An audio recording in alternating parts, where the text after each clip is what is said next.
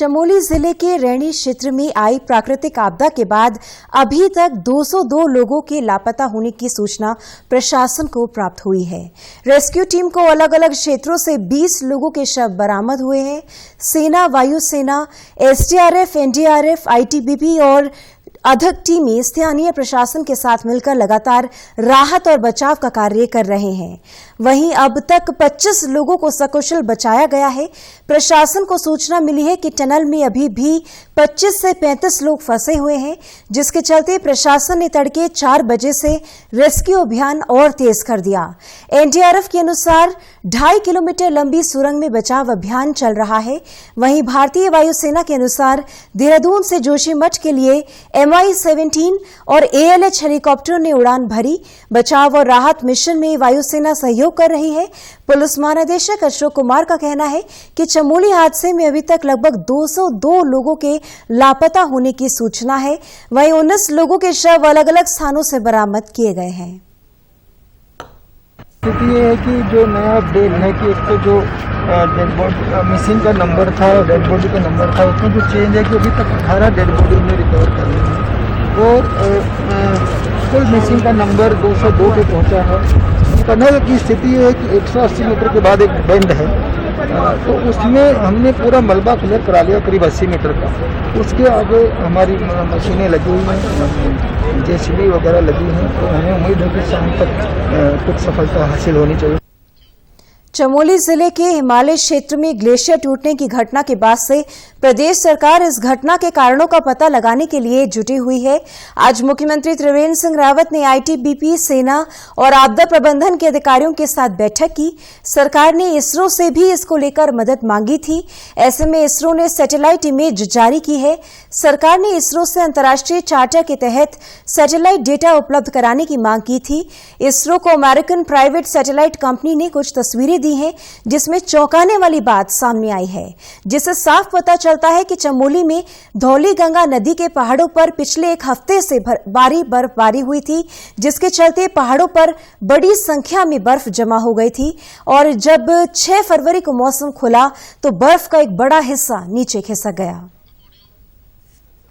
अधिकारियों के साथ एक मीटिंग हुई जिसमें हमारे आर्मी और आईटीबीपी के भी अफसर थे, इसरो के हमारे साइंटिस्ट थे और आपदा प्रबंधन से जुड़े हुए अधिकारी थे। जो इसरो ने जो हमको बताया है, इसरो के जो निदेशक हैं, उनका कहना था कि ये जो 2-3 दिन पहले जो बर्फ़ वहाँ पर गिरी थी, ये एक ट्रिगर पॉइंट से वहाँ से स्लाइड हुआ और उसके कारण ये लाखों मीट्रिक टन ये बर्फ़ एक साथ वहाँ से स्लाइड हुई है, तो उसके कारण ये आपदा आई है।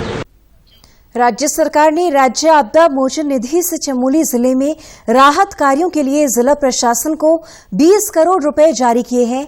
वहीं मुख्यमंत्री आज फिर आपदा प्रभावित क्षेत्र रैणी पहुंचे। आज रात वो चमोली जिले में ही प्रवास करेंगे। चमोली जिले में आई प्राकृतिक आपदा में सड़क पुल बहने जाने के कारण नीति वैली के 13 गांवों से संपर्क टूट गया है। आपदा प्रभावितों के लिए खाद्य आपूर्ति विभाग ने राशन की 1000 किट तैयार की है, जिसमें खाद्य सामग्री के साथ दैनिक उपभोग की चीजें रखी गई हैं। हेलीकॉप्टरों की मदद से प्रभावित क्षेत्रों में इसे वितरित किया गया। जिलाधिकारी स्वाति एस भदौरिया ने कहा कि बीआरओ गांवों से संपर्क करने के लिए बेली ब्रिज के निर्माण की तैयारी कर रहा है। उन्होंने बताया कि जब तक यहां पर वैकल्पिक व्यवस्था या पुल तैयार नहीं हो जाता, तब तक हेली सेवा से यहां पर रसद सामग्री पहुंचाई जाती रहेगी। वहीं जिलाधिकारी ने बताया कि गांव के बीमार और गर्भवती महिलाओं को उपचार के लिए सुरक्षित स्थानों पर शिफ्ट किया जा रहा है। मेडिकल टीमों को इन गांव में भेजा गया है। जो हमारे 13 गांव उधर पुल के दूसरे साइड में कट ऑफ है, उनके लिए भी एक हेली मेडिकल टीम को लेकर और राशन किट्स को लेकर भेज दी गई है। और वहाँ पे भी कुछ लोगों की यदि तबीयत वगैरह खराब होती है तो उनको भी इमरजेंसी ऑपरेशंस करके हेलीकॉप्टर से उसमें भी बीआरओ से हम लोग संपर्क में हैं। वो भी अपनी बेली ब्रिज बनाने की तैयारी कर रहे हैं और जब तक ब्रिज नहीं बन जाता है तब तक हम उन्हें हेली ऑपरेशंस के द्वारा सब कुछ वहाँ पे सभी सुख सुविधा मुहैया कराते हैं। तो वहाँ पे भी कुछ लोगों से बात हुई है, किसी की तबीयत खराब है और उनको भी अभी जो हमारा हेली गया है वो उनको लेकर इस साइड भी आएगा और उनको जिससे मेडिकल टीम भी वैसे मौके पर भेजी गई है, जिससे कि कोई अगर छोटी मोटी दिक्कतें हैं तो वो वहीं पे उनका उपचार किया जा सके। वहीं प्राकृतिक आपदा के बाद घटनास्थल का जायजा लेने के लिए आज केंद्रीय शिक्षा मंत्री डॉक्टर रमेश पोखरियाल निशंक, केंद्रीय ऊर्जा मंत्री आर.के. सिंह, सांसद तीरथ सिंह रावत, जिला प्रभारी मंत्री धन सिंह रावत और स्थानीय विधायक पहुंचे। प्रशासन से उन्होंने जानमाल की हुई क्षति और रेस्क्यू अभियान की जानकारी ली। इस अवसर पर केंद्रीय शिक्षा मंत्री डॉक्टर रमेश पोखरियाल निशंक ने कहा कि यहां पर फंसे लोगों को रेस्क्यू करना सरकार की प्राथमिकता है, क्योंकि नीचे पूरा का पूरा गाद जमा हुआ है और उसको बाहर निकालना और फिर आगे 50-100 मीटर पर हर जगह जो है फिर पूरा का पूरा ब्लॉक आ रहा है, तो उसको निकाल करके 100 मीटर 50 मीटर और आगे जाएंगे तो मुझे भरोसा है कि जो 34 लोग हैं उनको भी हम जिंदा बाहर निकाल सकेंगे। वहीं गढ़वाल सांसद तीरथ सिंह रावत और प्रभारी मंत्री डॉक्टर धन सिंह रावत ने प्रभावित परिवारों से मुलाकात की। उन्होंने पीड़ित परिवारों को ढांढस बंधाते हुए हर संभव मदद पहुंचाने का भरोसा दिलाया। प्रभारी मंत्री ने कहा कि यहां पर जिंदगियों को बचाने के हर संभव प्रयास किए जा रहे हैं।